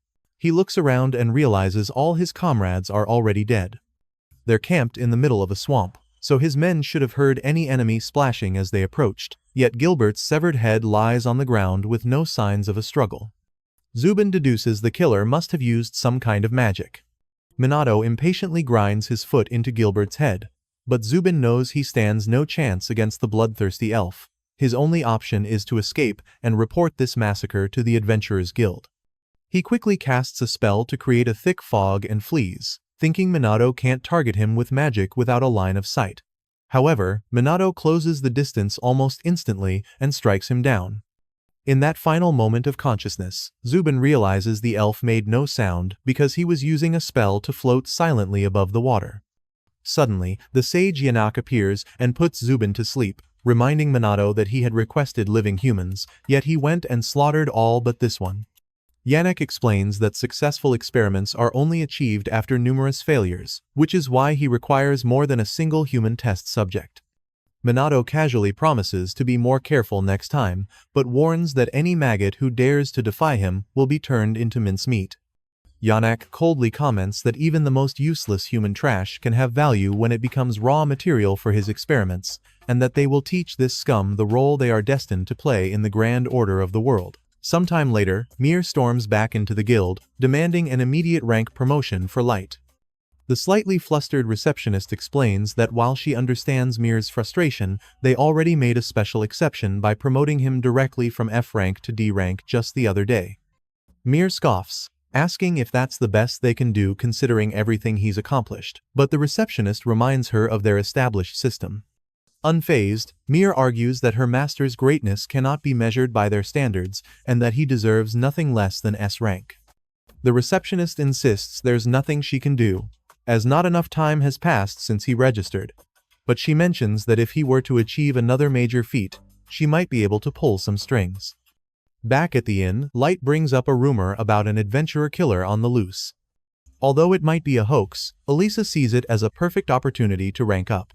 But Mir points out that there's no information available as the suspect hasn't been identified. With that in mind, Elisa asks if Light could use his gift to pull a specialized card to help them track the killer. But Light reminds her that the gacha is completely random, doubting they'd be so lucky. Mir then suggests calling for reinforcements from the abyss, but Elisa dismisses that as a pointless effort. Light notes that this killer has only been targeting humans, so they can't simply let it slide. Just then, the three of them sense an approaching presence, and Light quickly dons his mask. Suddenly, a portal tears open before them, and to Light's shock, Mia falls out. He quickly catches her in his arms as the bracelet he'd given her shatters and falls to the floor. Visibly distressed in her sleep, Mia begins to murmur that she has to hurry and tell him what happened. Light uses magic to heal her body and decides to peer into her memories.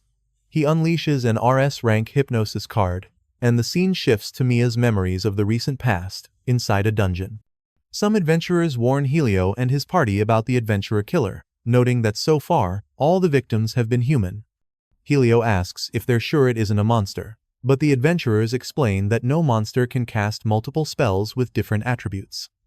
Mia tells her brother they'd stand no chance if that's true, and the adventurers urge them to retreat and warn anyone who hasn't heard the news. Helio decides his group will leave immediately, saying they need to hurry as sunset is approaching. However, after walking for a while, he notices everyone is exhausted from the long journey that day. Night has already fallen, and they haven't even made it halfway, but Helio knows they can't risk camping out in the open. As they press on, they unfortunately run into Kaido and Anak. The siblings fail to recognize they are elves due to their concealing hoods. Mia innocently tells her brother that perhaps these two haven't heard the news yet. Helio informs them about the series of murders in the area by the adventurer killer, warning that it's dangerous for everyone, and they should consider leaving the dungeon like the others. Kaido quickly understands why the number of adventurers has suddenly dropped, and Anak thanks them for the information. And Anak comments that they should have put more effort into covering their tracks. Kaido replies that he never expected insects to react so quickly, and Anak admits that the Adventurers Guild is a more efficient machine than they gave it credit for. Utterly confused, Helio asks what they're talking about, but Anak simply complains about having to explain everything to humans. Kaido agrees as he unsheathes his sword, saying these worms are always as dumb as dirt.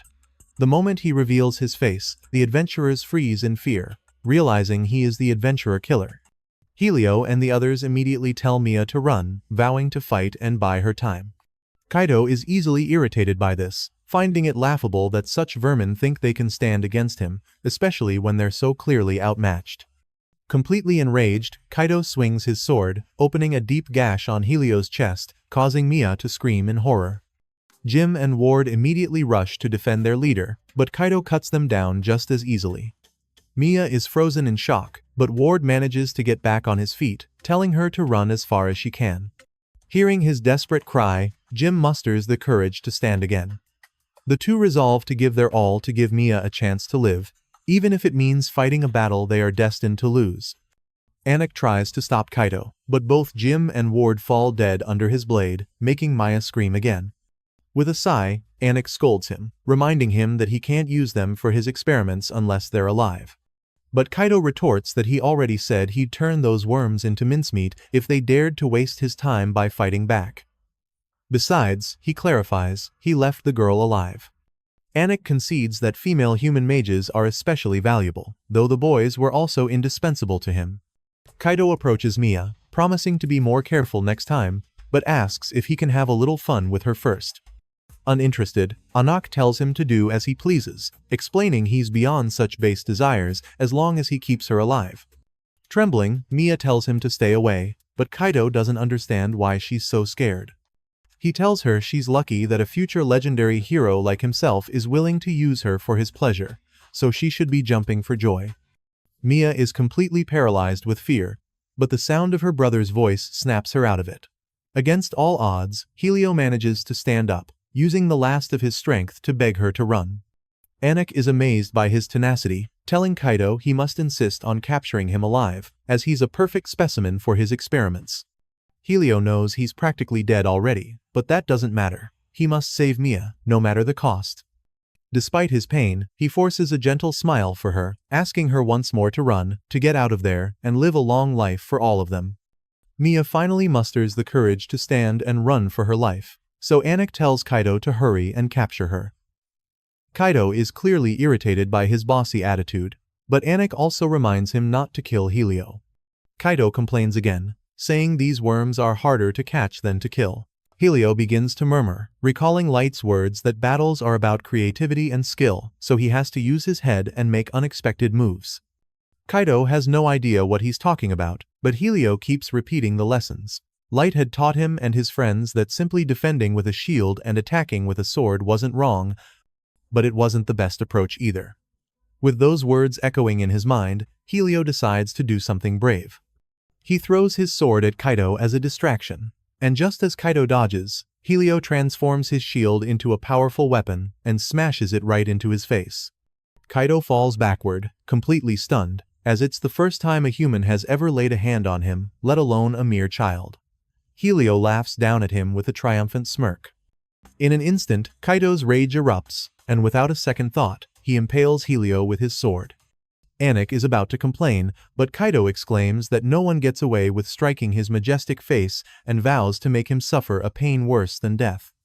Anik quickly stops him, telling him he must go after the escaped specimen because things will get complicated if outsiders find out what they've been doing. Kaido knows he can't argue with that, so he soon finds Mia and blocks her path with his swords. He tells her it seems she needs a lesson on how to behave in the presence of a future legendary hero. Mia freezes as Kaido explains that he can create multiple swords and control them at will, for he wields the Elven Kingdom's Phantom-class weapon, the legendary sword known as Grandiose.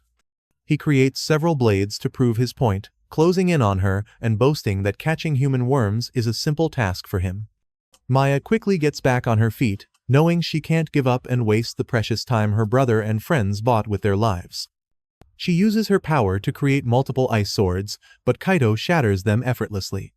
Mia keeps running, but he catches up to her in an instant, telling her it's time to give up and enjoy the glory of pleasing a legendary hero. Despite the situation, Mia shows no fear this time, telling him he's no legendary hero, that title belongs to people who are as kind as they are strong, like Light. She calls him a bully who only preys on the weak, which seems to strike a nerve with Kaido, reminding him of the bitter comments he received in the past, people saying that being a bully was all he was good for, that it was why he was kicked out of the White Knights, and that he deserved it for hitting his level cap. Suddenly, Mia calls him a coward. Kaido completely loses it and attacks her with multiple swords. Though escape seems impossible, Mia knows she cannot die there. She must survive, no matter what. Her brother and friends sacrifice themselves to give her this chance, so she has to reach Light somehow and tell him what happened. This intense desire activates the power of the bracelet, and that's how Mia manages to open a portal and reach Light. After witnessing the events, Light clutches the broken bracelet in his hand. While Mia is still asleep, he quietly departs with Mir and Elisa. Meanwhile, Anik uses healing magic on Helio, unwilling to waste such a valuable specimen. Kaido suddenly appears, desperately searching for Mia, thinking she'd return to save her friends. Anik can't believe Kaido lost her, scoffing that it's ridiculous for a former member of the White Knights to be outsmarted by a mere child. Kaido explains that she simply vanished into thin air and there was no way of knowing she had a teleportation magic item. Anik retorts that it's impossible for a human to possess something so valuable, but Kaido insists it's true. This means they're in serious trouble. If she reaches the guild and tells them what happened, the news will spread to the Elven Kingdom, and sooner or later, they'll find out Kaido and Anak stole Grandiose. Kaido's face contorts with fear at the thought, knowing the White Knights and their infernal captain will come after them. Anak reminds him that the captain is over level 3000, and all the knights under his command are in the 2000s, armed with weapons on par with Grandiose. Kaido starts to throw a tantrum, but Anak tells him he just needs to complete his research, and then Kaido will be able to break his level cap, solving all their problems. This instantly restores Kaido's confidence, and Anak suggests they find another place to finish their research. Just then, Light's voice cuts in, telling them they aren't going anywhere. Kaido recognizes him immediately, baffled how anyone could sneak up on a level 1500 like himself. Light ignores them for a moment to gently close Jim and Ward's eyes. Mir informs him that Helio is still alive, and his wounds have been treated, albeit carelessly. Anak didn't even notice when Helio's body was taken from his sight, leaving him as confused as Kaido. Light uses magic to fully heal Helio, wondering why anyone would do this. These kids stood firm in a world of terrible discrimination, working their hardest to make an honest living while supporting Mia's dreams. They didn't deserve any of this. Light knows it's too late to change anything, but he muses that under different circumstances, they all could have been great friends. He declares that he will make the two elves pay, but Anak counters that he's mistaken. After all, Anak was the one who healed Helio and saved him from death, so they can. Anak is shocked to see this, but Kaido desperately continues trying to strike him. Light barely moves as he blocks every single attack with his staff, ignoring all of Kaido's insults. Anik watches in disbelief, saying it's impossible for a human, let alone a mere child, to do something like that. Elisa watches the fight, completely unfazed, while Mir comments that the elf can do nothing but swing his sword in a rage. Already bored, Light sighs and knocks Kaido's sword with his staff, making him lose his balance. He remarks on how pathetic Kaido is and then punches him in the stomach, leaving him breathless on the ground. Anik panics as Kaido coughs, trying to recover. Light tells him he'd better try harder, or he might accidentally kill him. As Kaido struggles to his feet, he declares that no insignificant human has the right to mock him. Without hesitation, he uses Grandiose, launching several blades into the air, ready to strike. Kaido tells Light to cry and tremble, claiming this is the power of a Phantom-class weapon, the legendary Grandiose, and that Light will regret ever crossing him. Light swiftly dodges several attacks and admits it's a surprising amount of power, as the blades crash into the ground causing explosions and fire. Mir notes that all the blades have been enchanted with magic, and Elisa adds that each seems to have a different attribute. Still, they both know it's no problem for their master, so they simply watch from a distance as Light dodges the blades, admitting the attack has force, but not nearly enough. Kaido suddenly appears behind him, but Light easily blocks his sword with his staff once again. Anik can only watch the whole fight in horror. Kaido had summoned a decoy blade to sneak up on him, and yet the boy still parried the attack. He can't understand how a human could exist who can go toe-to-toe with an elf wielding a Phantom-class weapon. Kaido suddenly calls him a cheater, saying that although Light is dressed like a mage, it's clear he's actually a warrior. As he throws another tantrum, Light replies that he is indeed a mage, but Kaido insists that no mage could fight on equal footing with him. Light can't blame him for being confused, as he truly is one of a kind, and Mir chimes in that he is an unlimited card mage. Light decides to conjure several ice swords in the sky, each one completely destroying Kaido's blades. The sight is utterly surreal for Anik, who can't believe Light is using Ice Sword to eliminate Grandiose's duplicates one by one, a feat that would require magical power far superior to any elven mage. This whole scenario should be impossible. Kaido continues to attack him desperately with Grandiose, but Light uses Ice Sword as a barrier and asks if he's done with his tantrum. Despite the clear power difference, Kaido only grows more enraged with each passing second, claiming that the Master of Old received Grandiose as a gift from the heavens, making it a sacred sword that surpasses all others. Light immediately freezes and asks if he knows the Master. Kaido just laughs, saying of course he does, because he was born with the blood of a master in his veins, which is why they call him the Sub-Master. He proudly proclaims himself to be far superior to them in every way, right down to his genes. After processing this, Light wastes no time, telling Gold and Mumu there's been a change of plans. They're now taking these guys to the abyss, as he intends to extract all the information they have directly from their brains. Gold and Mumu immediately obey his command and get into a fighting stance, but Yannick is not intimidated at all. He clarifies that he is merely a scientist, so battles aren't his forte, and that there's only one thing he can do in this situation. Yannick simply snaps his fingers, and two grotesque figures grow behind him in a matter of seconds. He proudly presents the fruits of his labor, hybrids of humans and monsters. He explains that the one on his left was fused with a special type of rock lizard that lives on the Dark Elf Islands, and the one on his right was fused with a troll they collected near the dungeon. Light's expression changes to shock as he realizes he recognizes the face of one of the monsters. It's Zuleban, the adventurer he met before. Gold and Mumu notice it too, with Gold commenting on how inhumane it is. But Yannick simply calls it incredible, explaining that fusing different species into these hybrid forms is the key to overcoming natural growth limits. However, they require multiple humans to stabilize, which is really the only problem.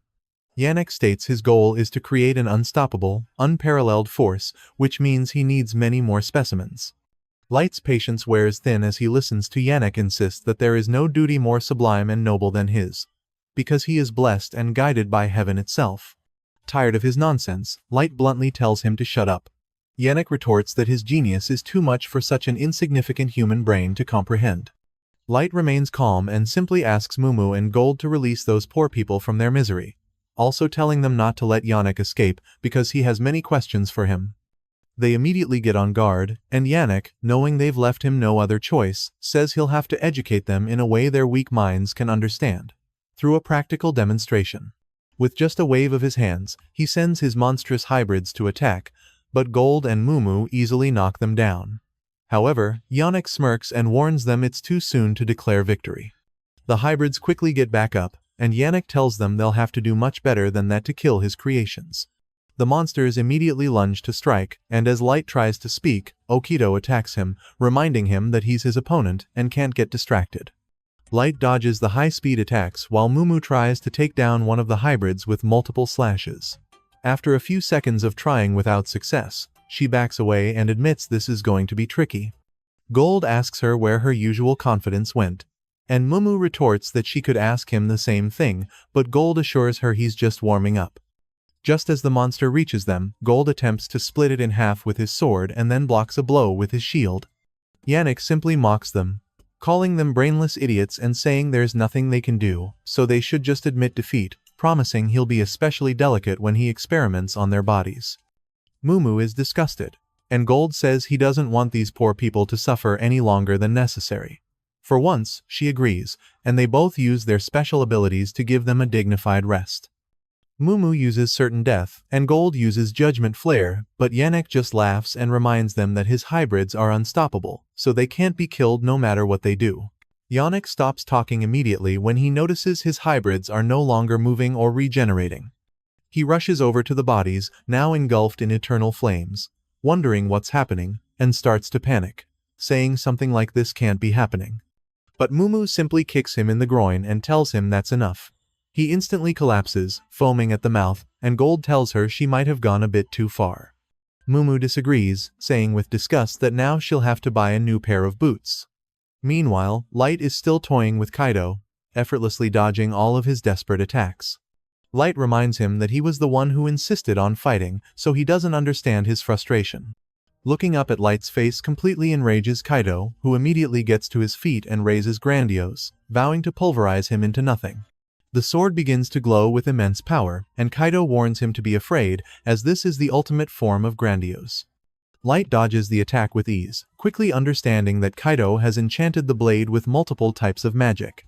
Kaido gets frustrated and tries to strike him repeatedly, but Light keeps dodging every move.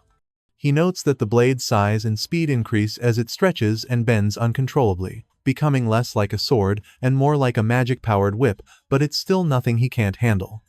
He admits it's a flashy technique, but Mumu assures him it's nothing compared to Light's.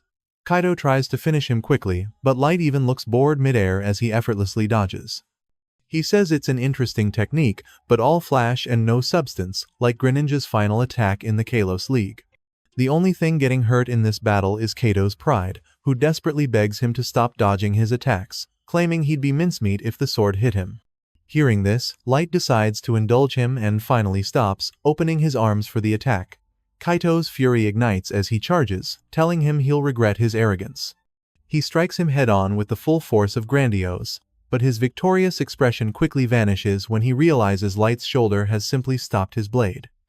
Light smirks and tells him to keep going if he wants, so Kaido panics and strikes him again and again in desperation, wondering how he's still alive against the legendary Holy Sword.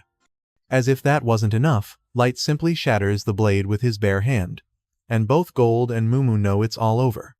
As Kaido tries to process what just happened, Light punches him in the gut, and then kicks him in the face. Kaido panics at the sight of so much blood coming from his nose, but Light tells him he still has questions for him, so he won't kill him just yet, at least not until he's suffered enough to beg for death. Right after he says those words, Kaido does something unexpected. He kneels and desperately begs for his life, asking for forgiveness and saying he doesn't want to die. He explains that he comes from the Elven Kingdom and was once next in line to become captain of the White Knights, so he'll tell him everything he needs to know and even give him Grandiose. Light asks if he's really just giving up after all that hype about being a legendary hero. He doesn't understand why he's no longer fighting, mockingly asking what happened to never giving up and fighting through adversity. No matter how adverse the circumstances.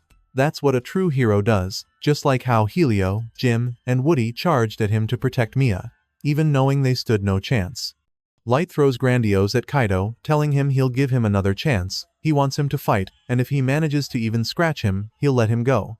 Light finally removes his mask, telling him to show what a future legendary hero is capable of, wanting him to push past his limits and show what he's truly made of.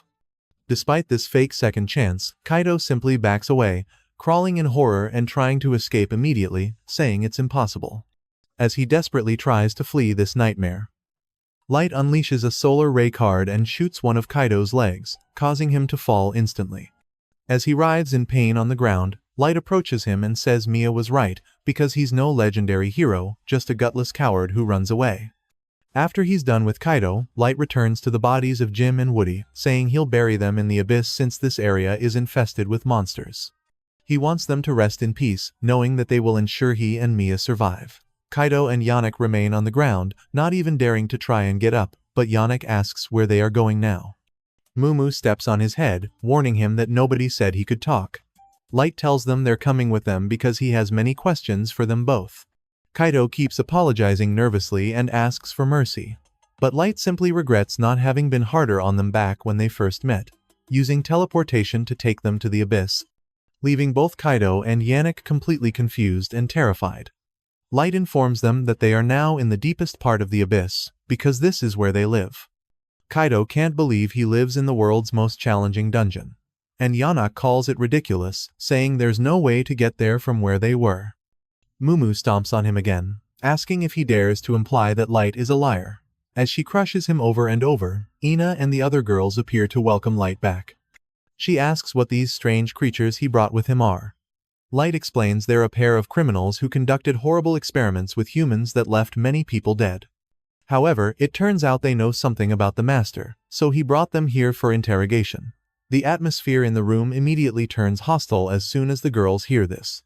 May asks Light to just say the word and she'll make them feel enough pain to regret being born. Eru says she'll gladly use every forbidden technique in her arsenal to force those scumbags to reveal all the information inside their pathetic minds. Yuki accuses them of sinning against her infallible Lord and Master, and claims they must suffer a lifetime of agony and despair to redeem themselves. Asuna agrees, saying they're about to get a good dose of pain for causing trouble for their master, and she has no intention of forgiving them. Kaido watches them from the floor and wonders who they are, because they're absolutely terrifying. Yannick is completely horrified too, knowing that all of them are far beyond their level and he can't even understand how such humans can exist. Light clarifies that no one can kill them until he has learned everything, what they know, so they must control themselves. The girls quickly accept his orders, so Light tells Gold he wants him to heal Helio, also asking Mumu to go with him as they are going to lay Jim and Woody to rest. Before they can leave, Yannick suddenly speaks up, desperately claiming he's a victim here, but Kaito denies it, insisting Yannick was the one pulling the strings. Light cuts them off, reminding them how they both paraded around like gods, crushing people they called worms, and that some of those people must have begged for mercy too, but they did nothing, so now they will receive the exact same treatment. A while later, Light returns to the inn just in time to see Mia waking up. He shows her Helio sleeping peacefully in the other bed and explains they were in time to heal him with magic before it was too late, so he's going to be fine. Mia asks about Jim and Woody, but Light can only hand her a lock of their hair, saying it was all they could recover. Holding the only thing left of her friends, Mia immediately begins to cry, but still manages to thank Light in a trembling voice.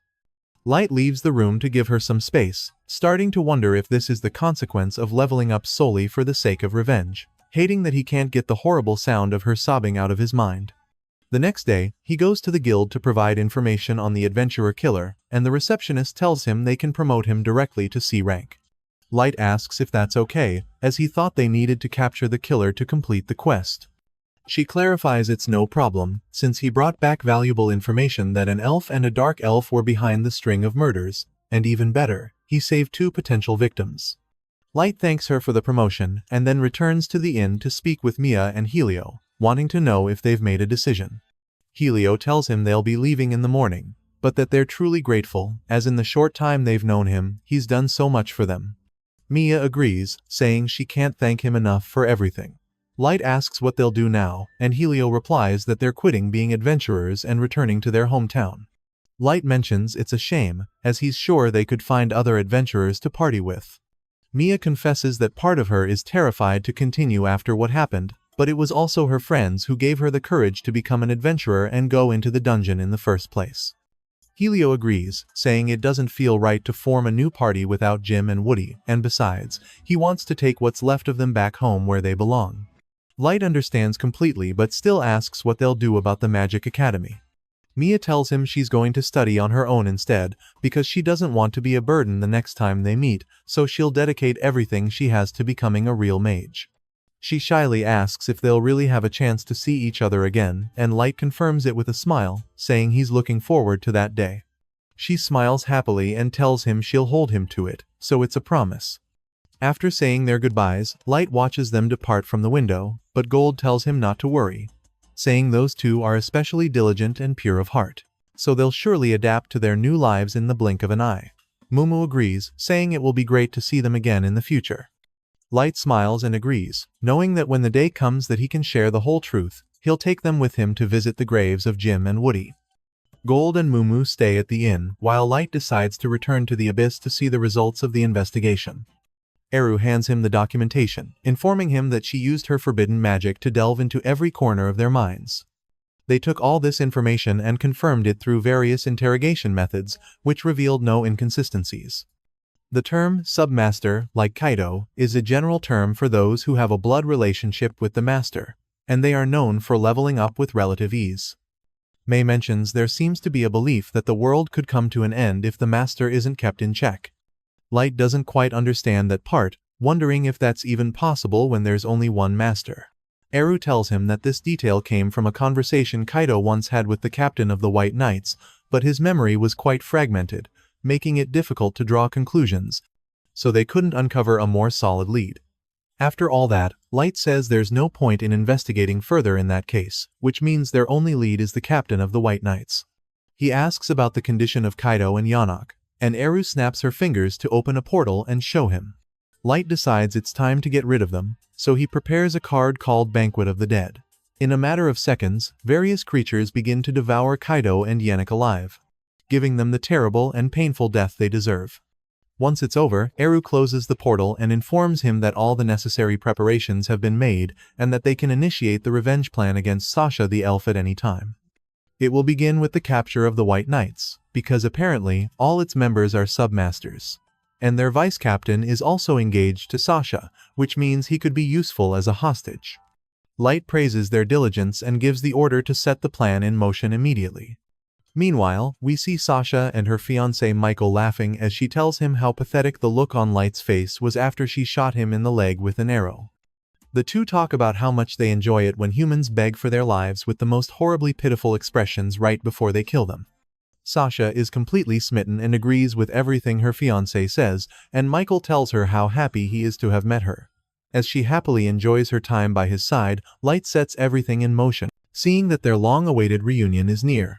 Her face was quite euphoric when she betrayed him, but Light wonders how much Sasha's face will sink into despair when she begs him not to kill her. And with that, episode number 7 ends. Remember, guys, revenge is not good, it kills the soul and poisons it. And also remember to subscribe to the channel if you made it this far. Comment revenge to let us know you did, and you can also watch these other videos that appear next.